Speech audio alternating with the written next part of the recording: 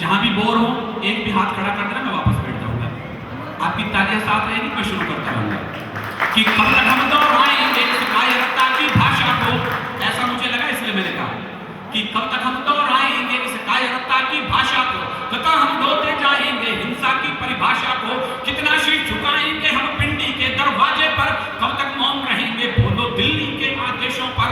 अब तो उसने वीर जवानों के सिर बढ़कर काट दिए और हमारे भाईचारे के सब बाजू छाट दिए, तो फिर हमको भी उसकी ही सीमा तक बढ़ जाने दो, तो फिर हमको भी उसकी ही सीमा तक बढ़ जाने दो। अब तो आतंकी अड्डों तक सेना को चढ़ जाने दो, अब तो आतंकी अड्डों तक सेना को चढ़ जाने दो। सीटियां नहीं, केवल तालियों से साथ दीजिएगा। मुझे लगे मैंने पहले कहा, बार बार मुझे भ्रम है मैं पढ़े लिखे लोगों में हूं, पिक्चर हॉल में नहीं। संसद का हमला हुआ, करगिल का युद्ध शुरू हुआ, नेताओं के भाषण शुरू हुए, घबराओ मत, तिरंगे लेकर डटे रहो चोटियों पे, हम देंगे भाषण दिल्ली में। मैंने सोचा तो नेता बचाएंगे, अब हमें क्या डरना। 8 आतंकवादी संसद में पहुंचे थे, 450 एमपी टेबल के नीचे घुसे हुए थे, भागे तो भागे किस दरवाजे से। इन भाषण वीरों की स्थिति थी। भला उस पुलिस को 8 जवानों का जिनके सीने पर बंदूक की गोलियों ने अपने निशान बनाए और इस मुल्क को स्पंदन जैसे बड़े कार्यक्रम करने के काबिल बनाया, वरना आज के हम कार्यक्रम कर रहे हैं। 4 लाइन सुनी है मैंने उन बलिदानियों के समर्थक में बड़े भाई मदन मोहन समर की, और मैंने इन लाइनों पर कभी तालियों की भीख नहीं मांगी। आपका मन करे तो बजाना, वरना खामोश है कभी सुनना। मैंने उन जवानों के लिए कहा, उनके गर्म लहू के झूठे साहस की तहरीर बने, वो जीते जी लोकतंत्र के मंदिर की प्राचीर बने, और 8 जवानों की कुर्बानी ने भारत का मान रखा।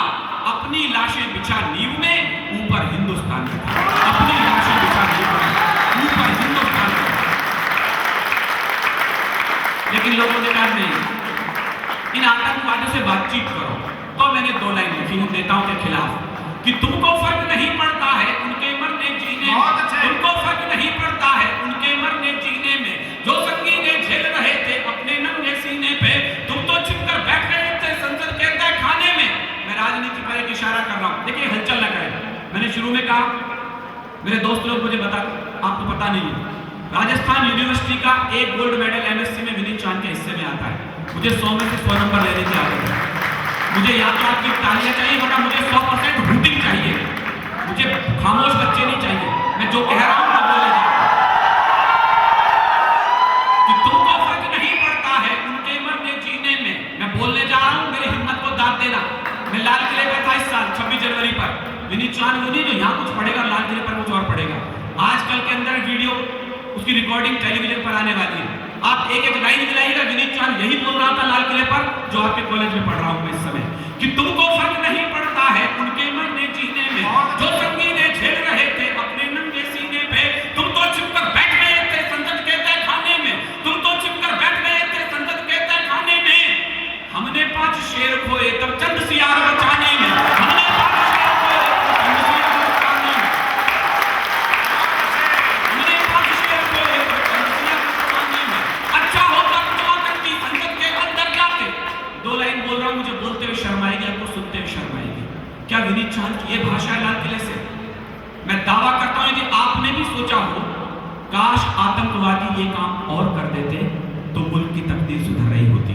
वो लाइन मैं बोलने जा रहा हूं कि तुमको फर्क नहीं पड़ता है उनके मरने जीने में, जो संगीने झेल रहे थे अपने नंगे सीने पे, तुम तो छिपकर बैठ गए थे संसद के तहखाने में।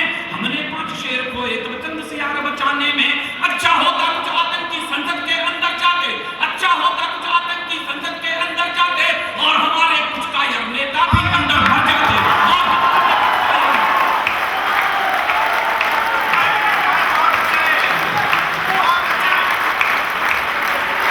हमारे कुछ कायर नेता भी अंदर भर जाते, और हमारे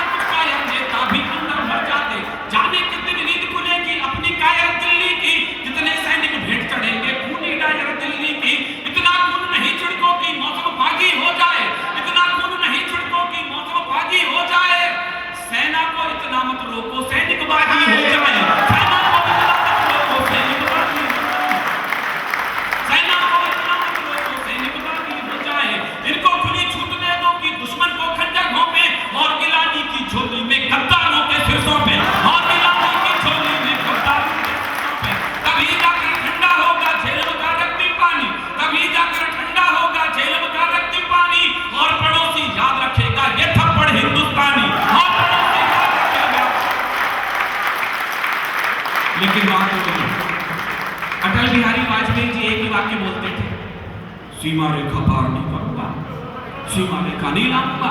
तो मैंने अनुज जैमिनी से पूछा, मैंने कहा यार तुम दिल्ली रहते हो, अटल बिहारी वाजपेयी सीमा रेखा क्यों नहीं लाते? कहले भाई आप समझते नहीं हो, सीमा और रेखा दोनों स्त्रीलिंग में, अटल जी ब्रह्मचारी है। ऐसा कोई काम उन्होंने नहीं किया। देखिएगा सर, मुझे कुछ आता है नहीं आता मुझे नहीं पता। मैं 9 बार लाल किला गया हूँ 26 जनवरी पर, 3 बार मैंने अटल बिहारी वाजपेयी जी के साथ में कविता पढ़ी है। मैंने उसी दिन उनसे 2 लाइनें लिखकर कहा था, सर ये क्या कहते हो सीमा रेखा नहीं लाऊंगा। मैंने 2 लाइन लिखी है कविता के नाम पर अपने जीवन पर, बस। चाइना हमारे बॉर्डर में टेंट गाड़ देता है और हम कहते हैं हमारी सीमा रेखा यहां तक नहीं है। तो राजस्थान बोलना चाहता है, सीमा नहीं खिंचा करती है कागज पिछली लकीरों से। मैं आपके पौरुष के बाहों के रक्त को आवाज देना चाहता हूं, सीमा नहीं खिंचा करती है कागज पिछली लकीरों से, ये घटती बढ़ती रहती है वीरों की शमशीरों से। ये घटती बढ़ती रहती है वीरों की शमशीरों से, ये घटती बढ़ती रहती है वीरों की शमशीरों से। मैंने सोचा तो मनमोहन सिंह जी बैठे हैं, अब तो कश्मीर से 2-2 हाथ हो जाएंगे, पाकिस्तान से 2-2 हाथ हो जाएंगे। मुल्क की राजनीति के सबसे बड़े व्यक्ति पर फिर उंगली उठा रहा हूं, वो क्यों नहीं कर पा रहे?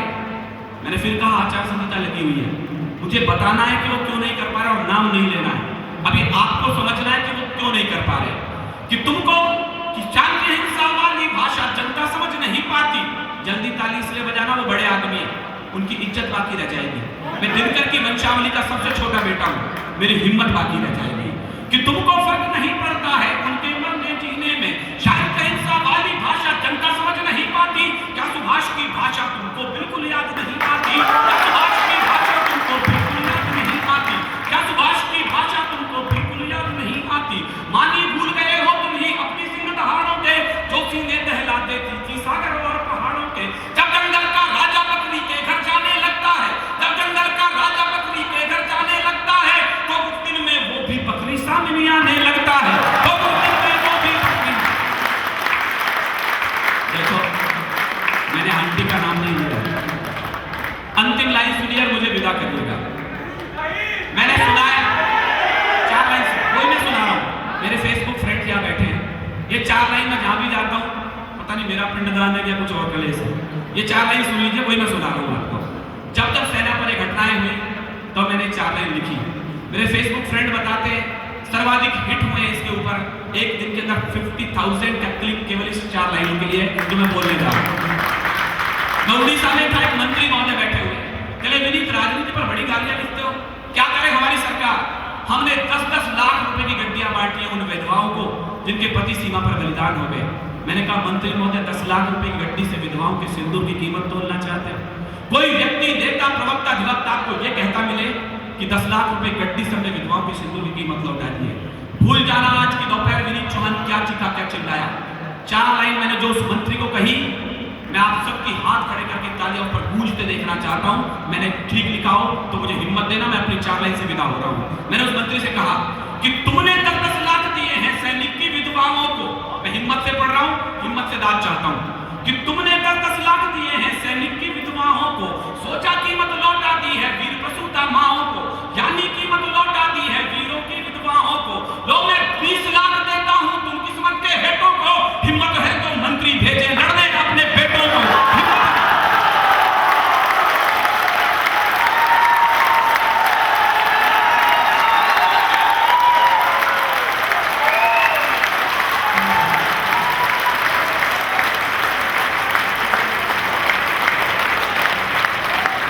हिम्मत हो तो मंत्री भेजे लड़ने अपने बेटों को। धरती के बेटे सीमा पर अपना लहू बहाते हैं, लेकिन कायर दिल्ली वाले शांति दूत कहाते हैं। अच्छा होता हम अपने हर सैनिक का बदला लेते और पड़ोसी को उसकी 100 औकातें बतला दे। फिर ना ये कांटे होते भारत के ऊपर हिंसा के, फिर ना ये कांटे होते अगर हमने 5 के बदले 25 सिर काटे होते।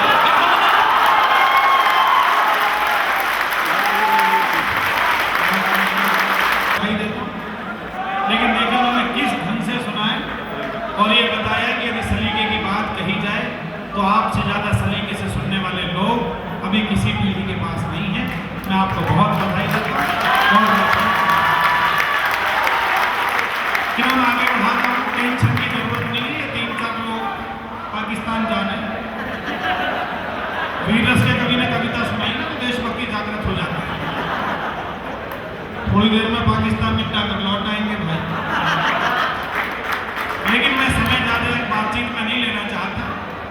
जिस कवि को आमंत्रित करना चाहता हूं वो इस समय हास्य रस के मेरी पीढ़ी के हिंदुस्तान के नहीं पूरी दुनिया के सबसे बड़े कवि हैं और उनका नाम ही काफी है। यदि क्रिकेट की दुनिया को गर्व है उनके पास सचिन तेंदुलकर है, गायन के लोगों को गर्व है कि उनके पास लता मंगेशकर है, तो हमें भी गर्व है कि हमारे पास भाई अरुण जेटली हैं, हरियाणा का हास्य रस का कवि, जिन्हें दुनिया के हास्य रस के तमाम बड़े पुरस्कार मिले। एक बार भरपूर तालियों के साथ आमंत्रित करें भाई श्री अरुण।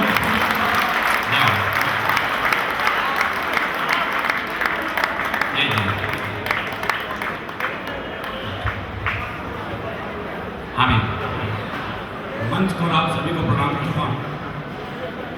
बहुत बढ़िया भी राजस्थान बोल रहा था, अब हरियाणा बोल लेगा।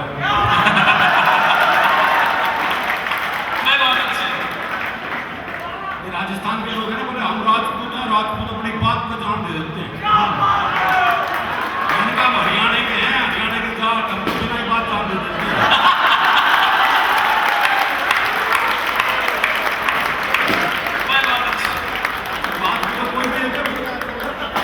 देने वाला मैं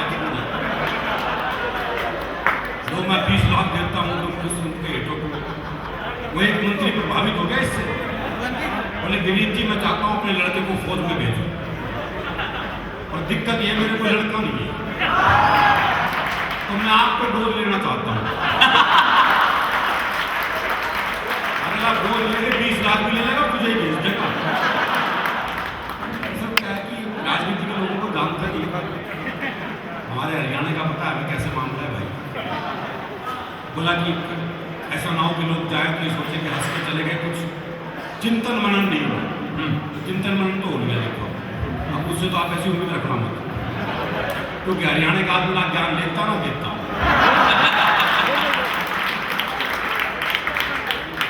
कहते 2 सैनिक सिर काट के ले गए, किस लिए ले गए सोचो ना। मैंने सोचा वो किस लिए लेके गए होंगे। दरअसल वो अपने समाज में दिखाना चाहते होंगे कि देशभक्ति और स्वाभिमान से उठे हुए सर कैसे होते हैं।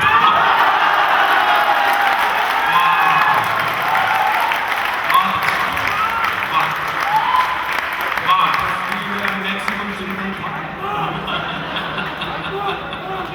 हरियाणा का मतलब क्या, मतलब ज्ञान लेना दे। एक बार हमने कुरुक्षेत्र में कृष्ण जी से ज्ञान ले लिया था, उसके बाद से ज्ञान लेना बंद कर दिया।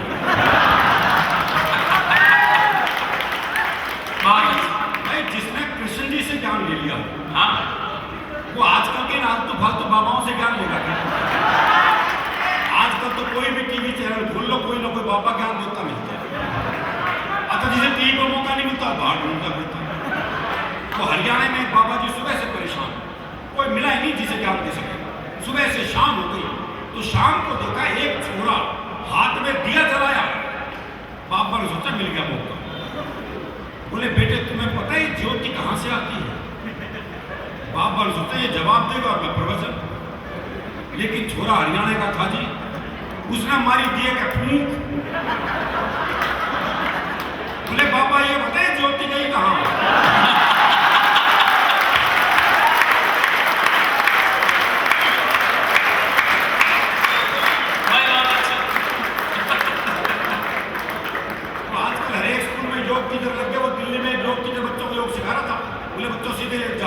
बच्चे सीधे लेट गए।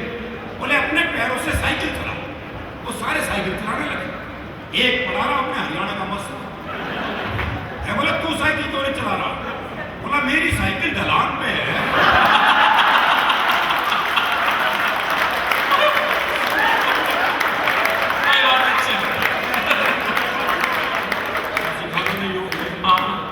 ये आजकल के बच्चे सीखे सिखाए बच्चे हैं साहब, टीवी कंप्यूटर युग के बच्चे हैं। बल्कि मैं तो कहता हूँ 1990 के बाद से बच्चे तो पैदा ही हो रहे, बाप भी पैदा हो रहे हैं।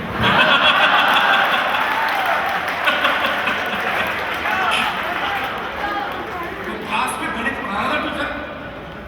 बोले मान लो तुम्हारे पास 10 लड्डू हैं। बोले कैसे मान लो जब है ही नहीं। बोले मान लो गणित में माना जाता है। बोले माना जाता तो मान लिया।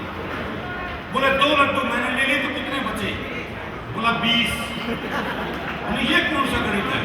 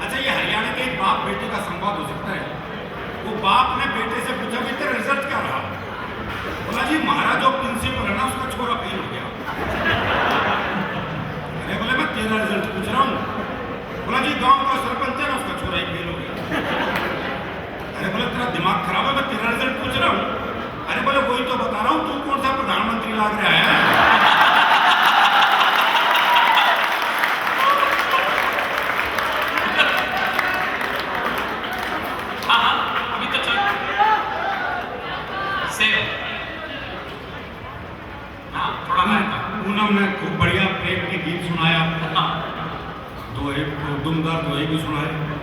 ये मथुरा की है ना, प्रेम की नगरी से आई है, हाँ लिख सकती है। हम जिस नगरी से आए सोच भी नहीं सकते। नहीं, हमारे यहाँ प्रेम जो है वो ब्याह के बाद होता है ना।